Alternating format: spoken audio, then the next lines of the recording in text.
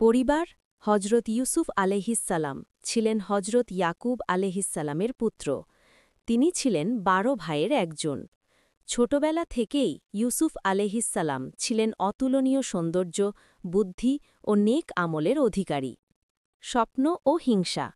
একদিন ইউসুফ আলাইহিসসালাম তার বাবাকে বললেন, আমি স্বপ্নে দেখেছি ১১টি তারা, সূর্য ও চন্দ্র আমাকে সিজদা করছে। হজরত ইয়াকুব আলাইহিসসালাম বুঝতে পারলেন যে আল্লাহ তাকে মহান মর্যাদা দান করবেন, কিন্তু তিনি সতর্ক করলেন যেন ভাইদেরকে এ স্বপ্ন না বলে।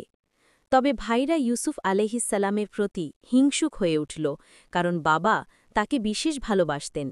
তারা ষড়যন্ত্র করে ইউসুফ আলাইহিসসালামকে কুয়ায় ফেলে দিল। পরে কিছু কাফেলা তাকে খুঁজে পেয়ে মিশরে দাস হিসেবে বিক্রি করে দিল। মিশরে জীবন। মিশরের একজন সম্মানিত ব্যক্তি আজিজ ইউসুফ আলাইহিসসালামকে ক্রয় করলেন এবং নিজের ঘরে রাখলেন।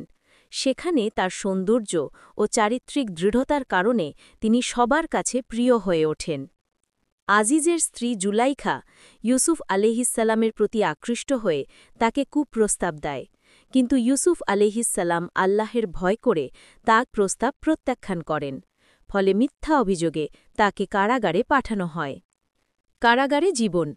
কারাগারে ইউসুফ আলাইহিসসালাম তার সহবন্দীদের স্বপ্নের ব্যাখ্যা দেন, যা পরবর্তীতে সত্য প্রমাণিত হয়।